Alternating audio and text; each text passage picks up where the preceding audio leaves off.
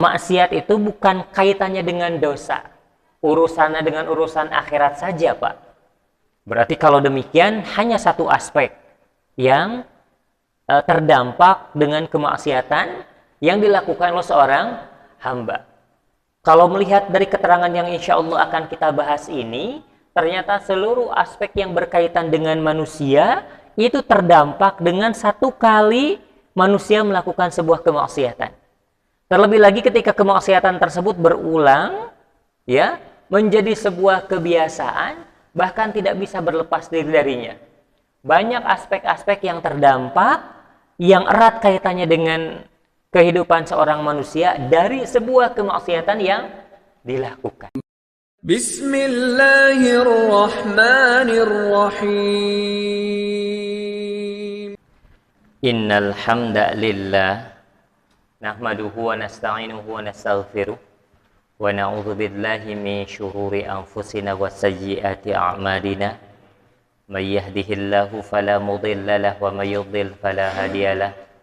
Asyhadu an la ilaha illallah wahdahu la syarikalah wa asyhadu anna Muhammadan abduhu wa rasuluhu alladzi la nabiyya ba'dah wa ba'd. Qala Allah ta'ala fil Qur'anil 'azim. A'udzu billahi minasy syaithanir rajim. Ya ayyuhalladzina amanu taqullaha haqqa tuqatih wa la tamutunna illa wa antum muslimun. Puji syukur terhatur pada Allah Rabbul Ghafur. Alhamdulillah, di momentum yang sangat berharga, hari yang sangat bersejarah, sebelum diwajibkannya ibadah haji, Rasulullah Shallallahu Alaihi Wasallam sering menyampaikan bahwa saumu yaumi arafata ahtasibu an yukaffiru sanatain.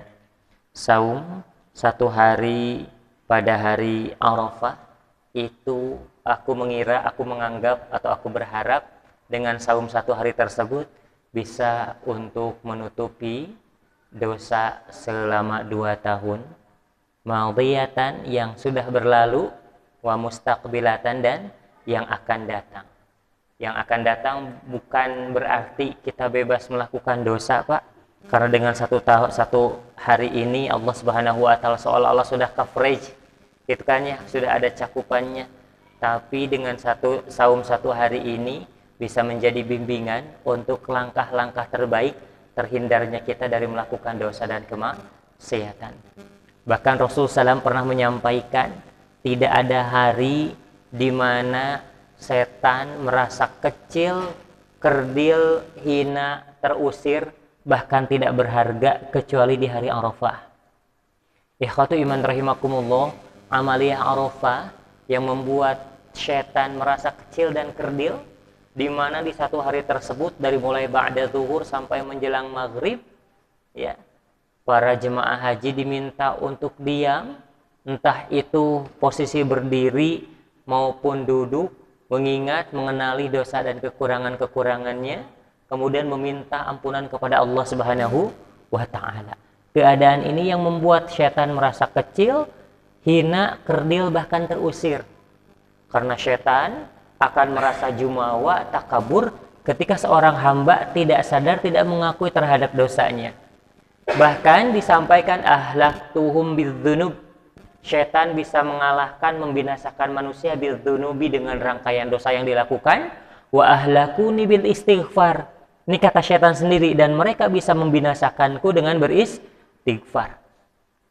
Amaliyah Arafah yang seolah-olah menjadi sebuah panduan wajib adalah mereka merenung, gitu kan, para jemaah haji merenung, dikondisikan di tempat yang sama, di waktu yang sama, kemudian meminta dengan permintaan-permintaan yang sama. Inilah yang membuat syaitan terusir, kerdil, bahkan merasa hina, seolah-olah tidak berharga. Karena ada amaliyah merenungi dosa dan kekurangan, kemudian bermohon, meminta dengan sangat terhadap ampunan dari Allah Subhanahu wa ta'ala.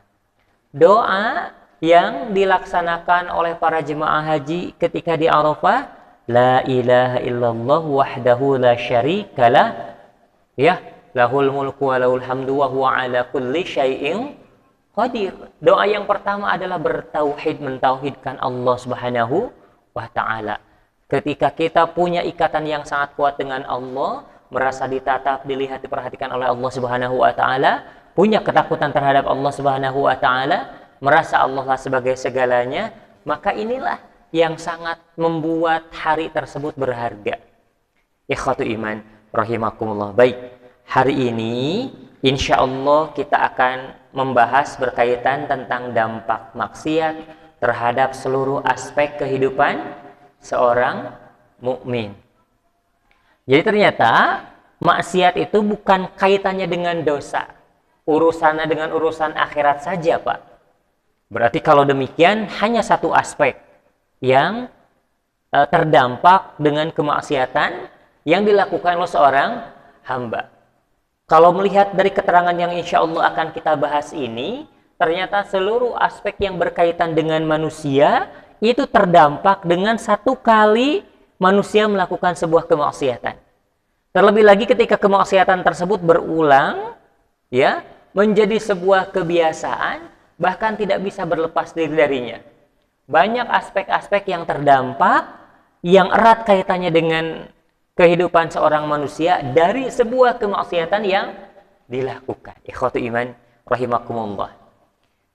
Pengantarnya ini di dalam kitab Ad-Da' wad-Dawa, ijtama'at kalimatu ahlil ilmi wa arbabis suluki ala annal ma'asi wadh-dhunuba laha atharun ajib. Para ulama sepakat bahwa maksiat dan dosa memiliki dampak yang mengerikan.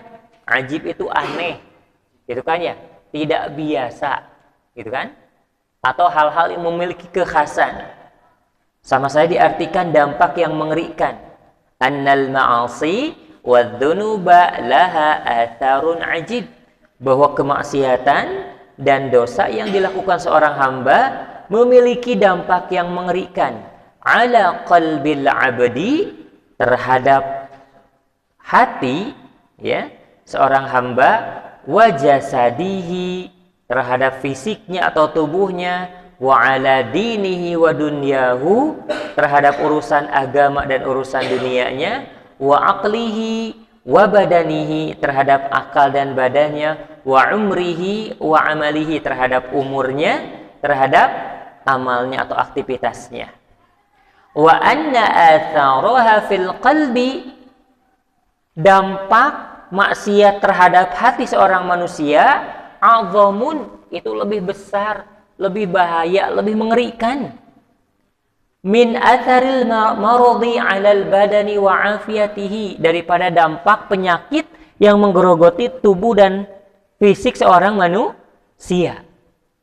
Upami hiji jalmi gaduh panyawat A, contoh itunya, dengan penyakit itu ternyata mempengaruhi keadaan fisiknya, kesehatannya, kemampuannya, kekuatannya, gitu kan ya.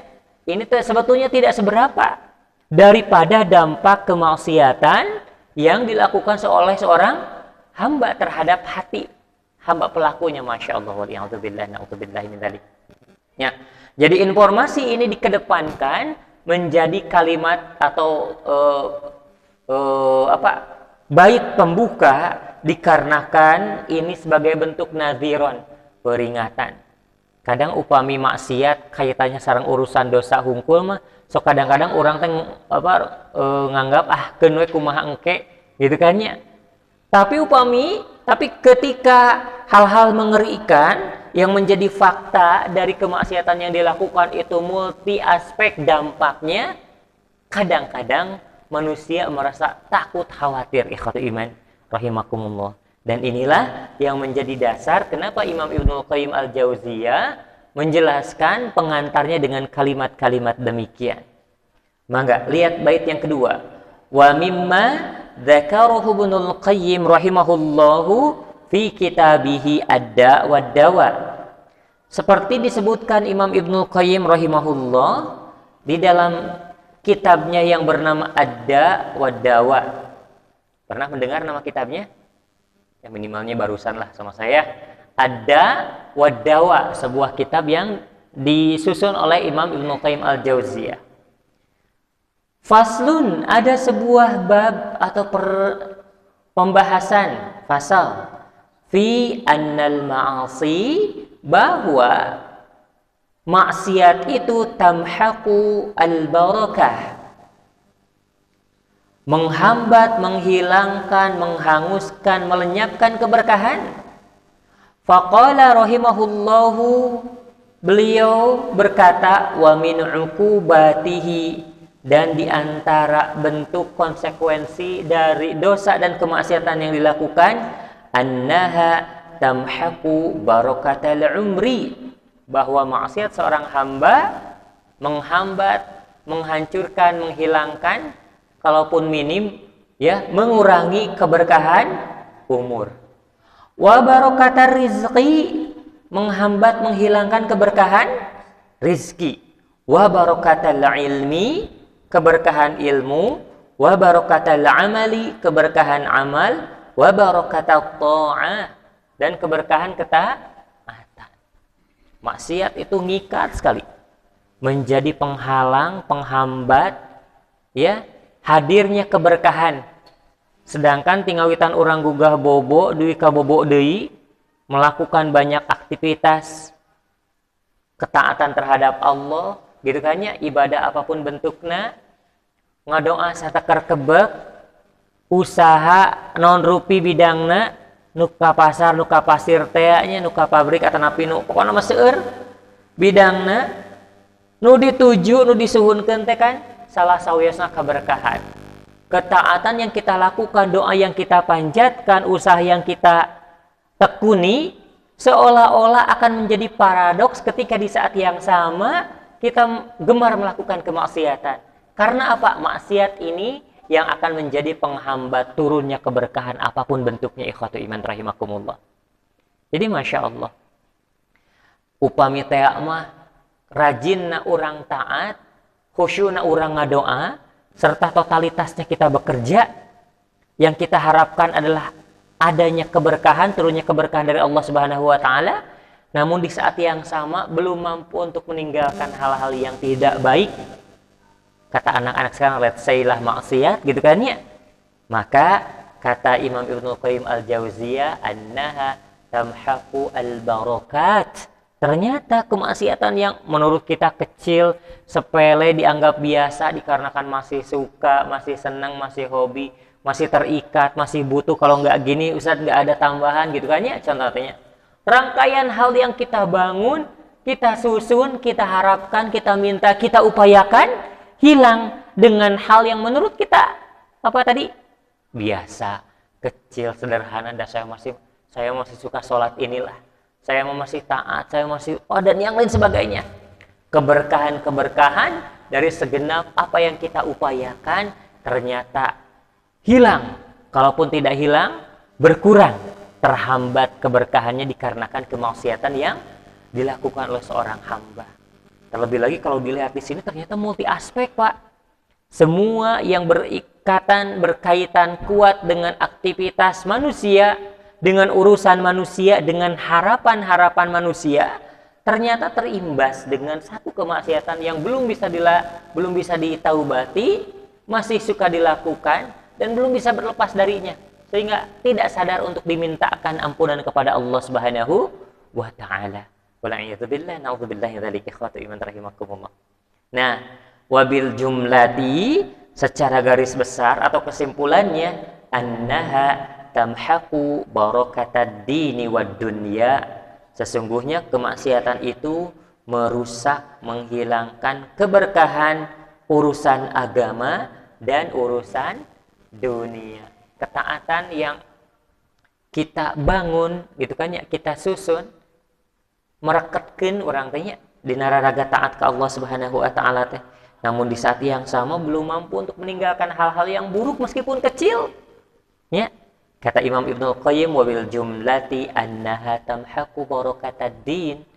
Maksiat yang dilakukan merusak, menghilangkan, menghancurkan keberkahan agama. Sedangkan kita salah satu permintaan Allah apa Bu? Salah satu permintaan Allah itu ada, salah satunya adalah berbahagia dalam taat. Jadi ketika melakukan sebuah ketaatan itu harus menghadirkan kebahagiaan, nyaman, tenang. Nah, ini tantangan bagi kita, Pak. Setiap ketaatan, kebaikan yang kita lakukan hadir atau tidak tuh bahagia di dalam melaksanakannya. Gitu ya, Pak ya. Nalika nuju sholat, betul-betul sangat dinantikan atau tidak nih waktu sholat ini, gitu kan? Atau melakukan ketaatan yang lainnya, datang ke majelis ilmu, ada beban, kendala, merasa berat atau tidak? Atau kita dengan Masya Allah, dengan mudah, ringan, kaki ini melangkah menuju majelis ilmu atau menuju kebaikan yang lainnya. Berarti kita sedang berbahagia dengan Allah Subhanahu wa Ta'ala. Merasa nyaman dalam ketaatan. Sebaliknya, risih, tidak betah, bahkan seolah-olah tidak nyaman ketika melakukan sebuah kemaksiatan, takut ketahuan. Biasanya upami nuju maksiat, upami orang nuju maksiat ngagaduhan kasieun, sieun ka pendak gitu kan nya. Nah, berarti aya hiji tendensi positif lah. Kantun siap kanggo ngarubihna ikhwatu iman rahimakumullah. Ini yang disampaikan oleh Rasulullah sallallahu alaihi wasallam. Jadi ternyata di dalam kitab Ad-Da wad Dawa, Imam Ibnu Qayyim rahimahullahu taala menyampaikan wa min uqubatiha, konsekuensi, hukuman-hukuman, balasan yang kontan langsung teu diengkekeun deui, hari tak keneh karaos pikeun jalmi anu sadar mah nya dari kemaksiatan yang dilakukan, annaha tamhaqu barakatal umri, biasa ngirangan, ngaleungitkeun, ngahancurkeun keberkahan umur tuh. Kedah nama waktos ti jam sakitu deui ka jam sakitu teh nya dianggo ngalakukeun ketaatan melakukan kemaksiatan, berarti waktu yang dipakainya itu tidak produktif, Pak. Hancur, hilang, teu barokah. Tiasa uwi teu urang bitan heula. Bari jeung atos atau apa tos kaanggo contohna teh waktosna untuk melakukan kemaksiatan teu tiasa bitan heula. Nah, ini ternyata waktunya terbuang percuma, terlewatkan begitu saja ketika digunakan di dalam melakukan kemaksiatan. Gitu kan ya? Nah, makanya tadi di dalam Al-Qur'an surat Al-Ma'arij ya, innahum yarawnahu ba'ida wa narahu qariba. Sesungguhnya orang yang tidak yakin terhadap hari akhirat, yarawnahu ba'ida, orang kafir itu akan menganggap bahwa kematian itu jauh. Batur eta mah nu ngalaman urang mah moal itu kan nya. Moal wa ka ayeuna contoh dan yang lain sebagainya. Jadi menganggap bahwasanya kematian itu adalah hal yang jauh, bahkan tidak dialami. Namun seorang mukmin mah wa narahu qariba, akan menganggap bahwa kematian itu adalah hal yang dekat, pasti terasa, dialami, terjadi terhadap diri seorang mukmin. Tah eta mindsetna teh bedana antawis akidah ingkar sareng akidah orang yang beriman itu. Salah satunya dalam urusan kematian saja ya, kita menganggap bahwa wa narahu qariba, bahwasanya kematian itu adalah hal yang dekat karena pasti terjadi, dialami, dirasakan oleh seorang manusia. Nah, jadi kata Imam Ibnu Qayyim, annaha tamhaqu barakatal umri, yang namanya kemaksiatan yang dilakukan itu menghambat, menghancurkan keberkahan umur.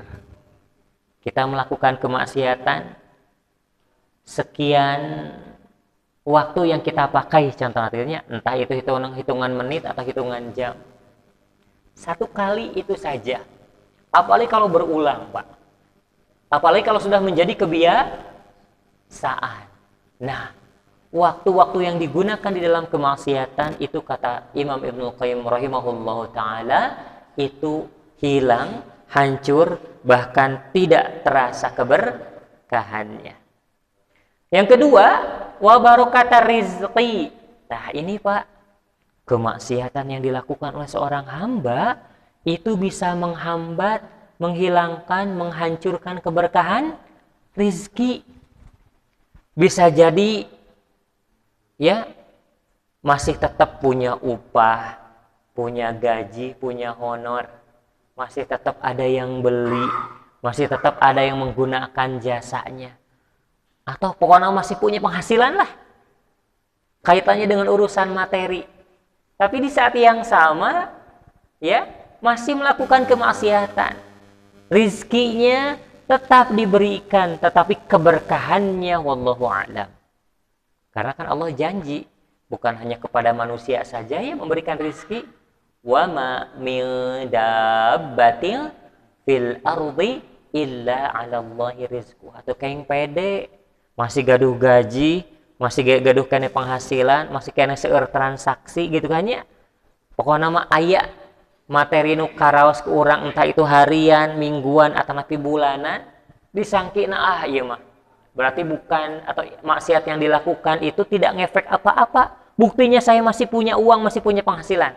Teu pede dasar Allah seoge, wa ma min dabbatin fil ardi illa 'alallahi rizquha. Bukan hanya engkau wahai manusia, tetapi binatang melata pun yang ngarayap gitu kan ya, illa 'alallahi rizquha.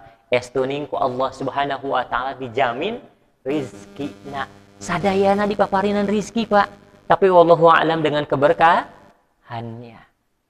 Nah, makanya konsepnya di dalam kitab Ad-Da'wa Dawa yang disampaikan oleh Imam Ibnu Qayyim Al-Jauziyah, kalau kita sedang mengupayakan rizki kemudian mewujudkan keberkahannya, satu caranya ya, wujudkan dengan ketaatan.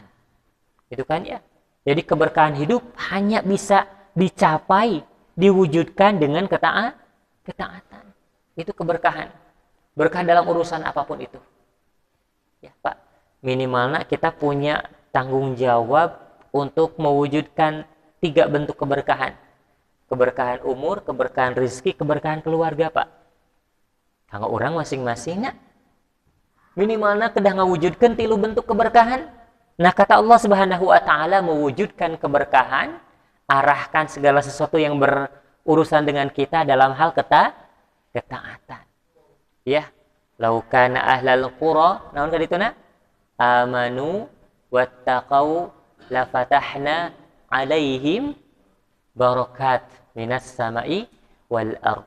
Kalaulah penduduk sebuah negeri, individu manusia, siapapun itu, dimanapun ia berada, beriman dan bertakwa, kami akan bukakan kepada mereka keberkahan di arah mana saja, di langit dan di bumi itu. Jadi untuk mewujudkan keberkahan, salah satu nateku ketaatan.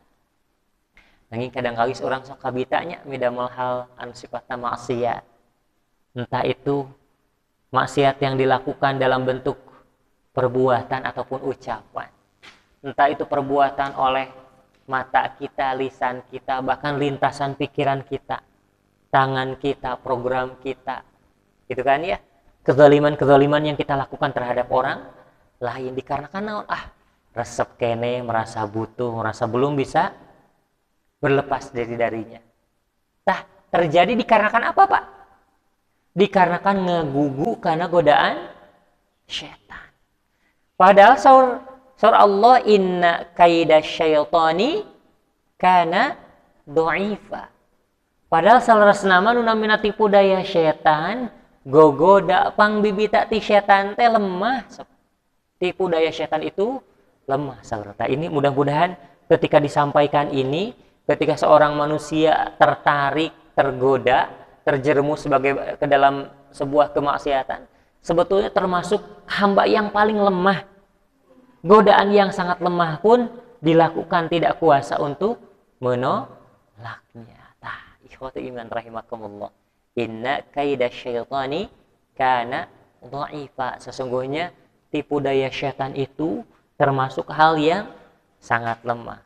Apalagi kalau kita ya nisbatkan ya terhadap peringatan yang Allah sampaikan di dalam penyampaian dari Imam Ibnu Qayyim Al-Jauziyah bahwa annaha tamhaku barakatar rizqi. Kemaksiatan yang dilakukan ada efek langsung yang terasa. Berupa apa? Tamhaqu barakatar rizqi.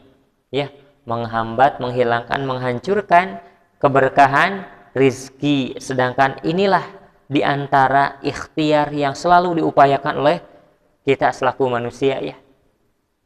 Kemudian wa barakatal ilmi. Maksiat yang dilakukan oleh seorang hamba menghambat keberkahan ilmu. Wah, iya mah berarti Ustaz cenah kanggo murang kali sakola hungkul gitu kan ya, tidak berlaku buat kita. Salah, Pak. Semua hamba Allah umat Muhammad sallallahu alaihi wasallam ketika ia masih hidup, apapun segmentasi usianya, apapun profesinya, terikat dengan kewajiban untuk thalabul ilmi. Salah satu upayanya apa yang sedang Bapak lakukan sekarang nih. Itu kan ya, untuk mendapatkan ilmu. Nah, ternyata keberkahan ilmu terganggu, hilang, gitu kan ya. Kemudian bisa hancur. Ilmu tersebut seolah-olah tidak bermanfaat, tidak merubah dirinya ketika kemaksiatan masih tetap berjalan, Pak. Nah, makanya wal'iyadzubillah ya, kemaksiatan yang dilakukan oleh seorang hamba menghambat, menghilangkan keberkahan ilmu. Bagi kita yang memiliki anak, Pak, berikan motivasi. Salah satu kesuksesan belajar itu salah satunya apa? Sembari belajar, sembari meningkatkan kualitas ketaatan. Gitu kan ya? Bari diajar, bari sakola, bari tehilap saum Senin Kemis, contoh nanti gitu ya. Masya Allah. Sembari belajar, sembari tidak luput terlewatkan bangun di sepertiga malam, contoh nanti. Pernah ada sebuah mini research, Pak, yang dilakukan oleh guru BK di sebuah sekolah. Kemudian menyebar angket, Pak, diminta untuk jujur. Jujurnya bukan kaitannya untuk sombong, tetapi untuk betul-betul pemetaan, Pak.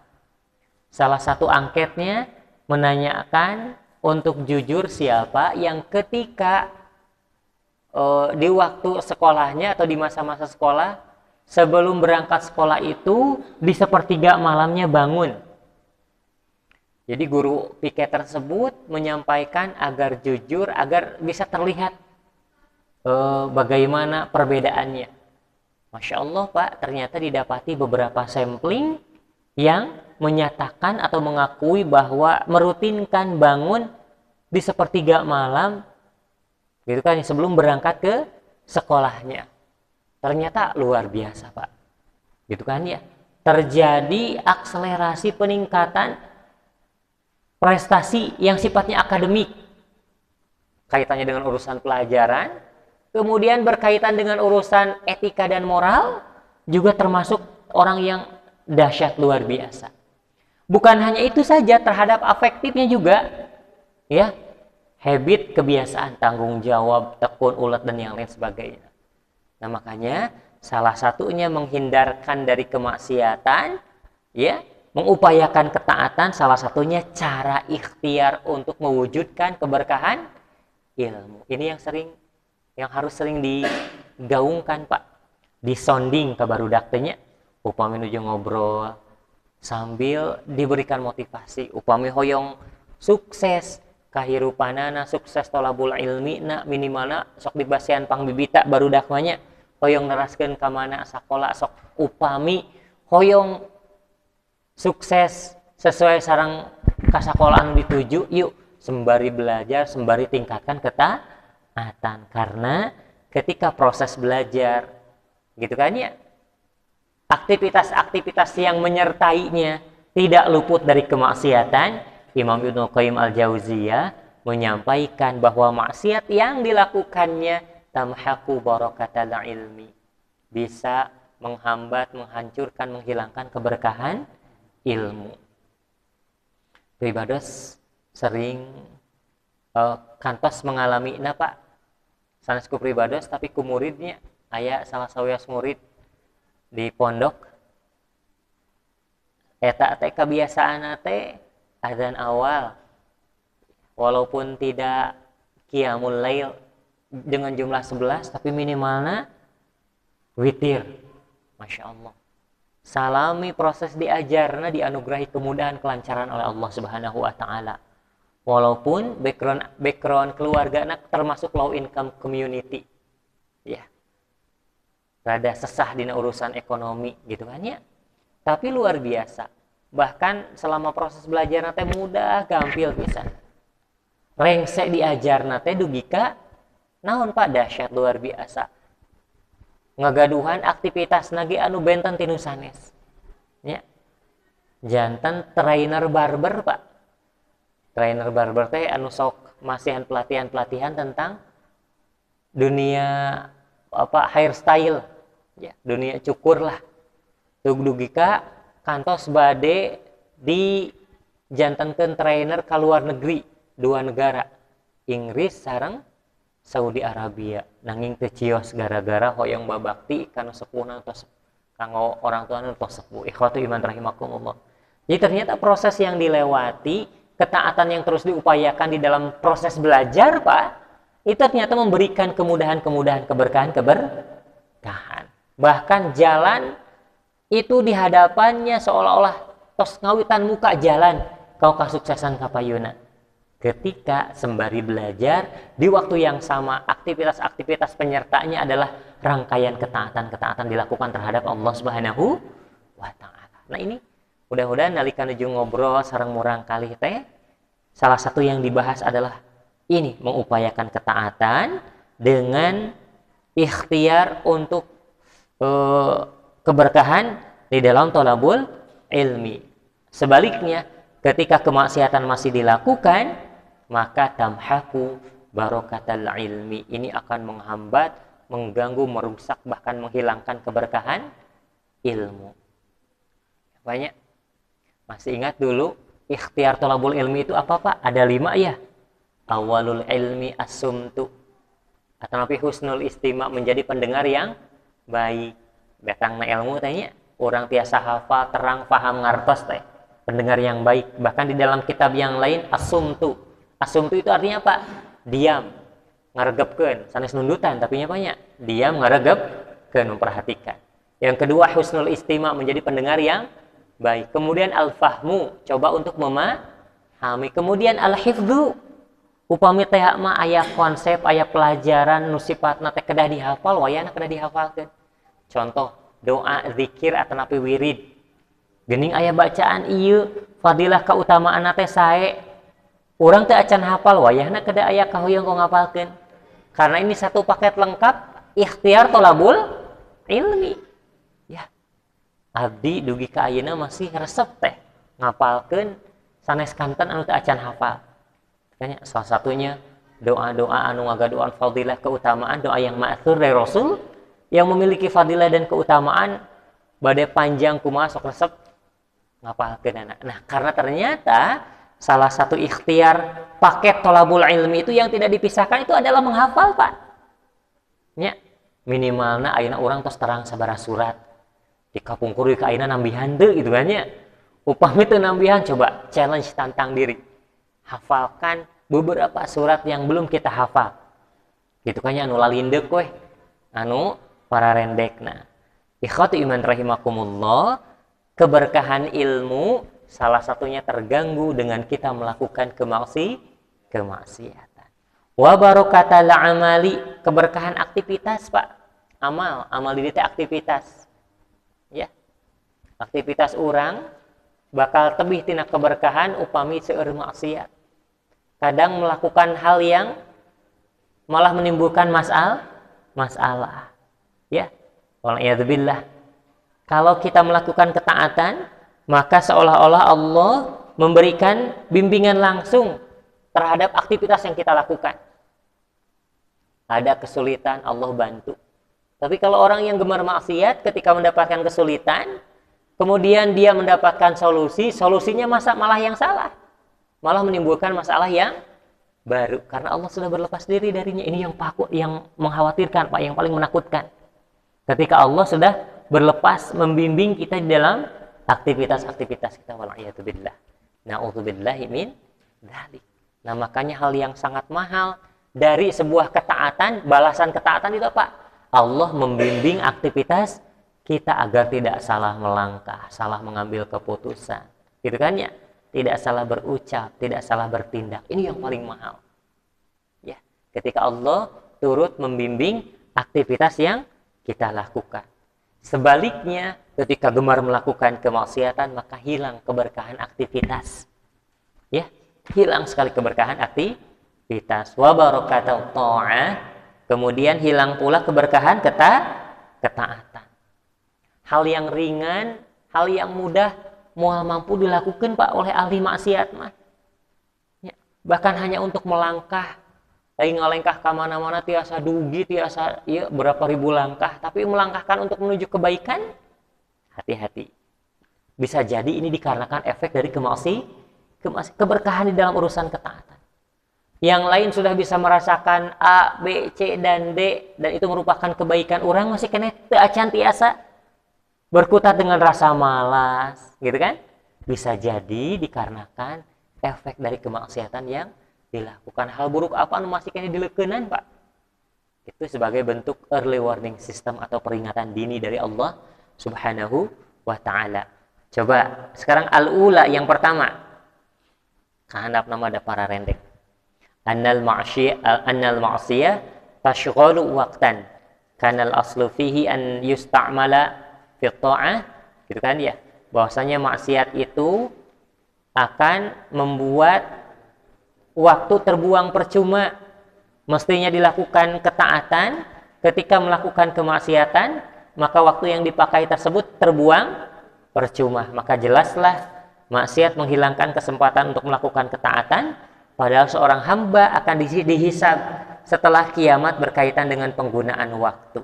Dan ia akan mendapati banyak waktu yang terbuang percuma dikarenakan kemaksiatan. Nah, ini yang disebut sebagai apa? Tamhaqu barakatal umri. Kemaksiatan itu menghilangkan keberkahan umur. Kemudian lihat dalil naklinya. La tazulu qadamu bani Adam yaumal qiyamati min indi rabbih hatta yus'ala an khamsin. Pada hari kiamat, anak Adam atau seorang hamba tidak bergerak kakinya sampai ia ditanyakan 5 perkara. An umrihi fi ma'afna, tentang umurnya bagaimana ia habiskan. Wa an syababihi fi ma'ablah, tentang masa mudanya bagaimana ia melewatinya. Wa an malihi, tentang hartanya. Min aina iktasabahu wa fi ma anfaqahu, bagaimana cara mengupayakan dan bagaimana cara ia menyalurkan harta tersebut. Wa madza amila fi ma alima, dan bagaimana ia mengamalkan apa yang ia ketahui. Ini semuanya berkaitan dengan penggunaan waktu atau umur. Ketika diisi dengan kemaksiatan, otomatis 5 hal ini akan menjadi miss. Ya wal'iyadzubillah. Tanian, yang kedua, mangga tingali. Tanian, yang kedua, al-ma'asi tad'u li amthaliha, bahwa kemaksiatan-kemaksiatan itu tad'u li amthaliha, akan memicu maksiat yang lainnya. Ini Pak, ya. Qala ba'dus salaf, inna min 'uqubatis sayyi'ati as-sayyi'atu ba'daha. Sesungguhnya di antara hukuman atau konsekuensi dari keburukan yang dia lakukan itu adalah lahirnya munculnya keburukan yang lainnya. Dzalika annal ma'asi yuwallidu ba'daha ba'da. Hal tersebut terjadi dikarenakan kemaksiatan itu akan melahirkan sebagian kepada sebagian yang lainnya. Inti nama moal cekap dengan satu kemaksiatan yang dilakukannya. Wala'iyadzubillah, na'udzubillahi min dzalik. Midamal hiji kecurangan, akan berpikir kumaha cara menutupinya dengan berbohong, memanipulasi dan yang lain sebagainya pokoknya mah. Maka al-ma'asi tad'u li amthaliha, yang namanya kemaksiatan itu memicu, mengundang kemaksiatan yang lainnya, entah itu sejenis atau jenis kemaksiatan yang lainnya. Tsalitsan, yang ketiga, ya, annal ma'siyata, bahwasanya kemaksiatan tad'ufu, melemahkan iradatat taubati, keinginan untuk bertaubat. Ini ya, merasa nyaman, merasa tidak bisa berlepas diri, ya, ada di dalam lingkaran setan dikarenakan apa? yang namanya kemaksiatan yang dilakukan oleh seorang hamba melemahkan keinginan untuk bertaubat. Nah, lihat, fa inna dzunuba idza takathurat ala qalbi sahibiha, ya, ketika seorang hamba atau ketika dosa-dosa menjadi banyak, itu akan membuat hati pemiliknya menjadi tertutupi oleh nokta hitam. Wa dzanbu 'ala dzanbi hatta ya'mal qalb. Dosa yang dilakukan itu akan membuat hati menjadi buta. Wa taqwi fihi iradatal ma'siyah, menguatkan keinginan untuk melakukan kemaksiatan, tapi di saat yang sama melemahkan keinginan untuk bertaubat. Ya. Masya Allah, na'udzubillahi min dzalik. Rabi'an, yang keempat. Ini kata Imam Ibnul Qayyim Al-Jauziyah yang keempat, ya. Apa kata beliau? Al-ma'siyatu tad'uful qalba wal badana. Maksiat itu melemahkan hati dan tubuh. Ya. Melemahkan hati itu apa, Pak? Menjadi tidak peka, tidak ngeh, tidak sadar terhadap dosa yang dilakukannya. Merasa tidak ada masalah dengan dirinya, merasa nyaman, merasa baik-baik saja. Ikhwatu iman rahimaku, ini makanya hati yang tugasnya, fungsinya merasakan terhadap dosa dan kesalahan, memicu untuk bertaubat, beristighfar kepada Allah, akan merasa dilemahkan dengan kemaksiatan yang dilakukan. Wal badana, dan dosa yang dilakukan oleh seorang hamba melemahkan fisiknya. Hal yang mudah, ringan dilakukan sekalipun seolah-olah tidak kuat dikarenakan kemaksiatan yang dilakukannya. Wal'iyadzubillah, na'udzubillahi min dzalik. Kemudian khamisan, yang kelima, al-ma'asi, kemaksiatan-kemaksiatan murtabitatun bisyayatin, adalah hubungan yang sangat erat, ikatan yang sangat kuat dengan syaitan. Padahal ala inna hizba syaitan, ya, bahwasanya kelompok atau balad syaitan termasuk orang-orang yang akan dikalahkan oleh Allah Subhanahu wa ta'ala. Na'udzubillahi min dzalik. Nah, sadisan, yang ke-6, al-ma'asi ta'kulu thawabat ta'ati. Kemaksiatan yang dilakukan oleh seorang hamba, ya, menghanguskan, memakan, menghancurkan pahala ketaatan yang dilakukan oleh dirinya. Tadinya disebut keberkahan hirup nate teu aya. Sanaos sering ngalakukeun ketaatan-ketaatan, tapi di saat yang sama belum bisa berlepas diri, bertaubat dari kemaksiatan yang dilakukan. Karena biasanya kemaksiatan itu dilakukan berulang, maka hal yang berulang tersebut sedikit demi sedikit bisa memakan, menghanguskan, menghilangkan pahala ketaatan terhadap Allah Subhanahu wa ta'ala.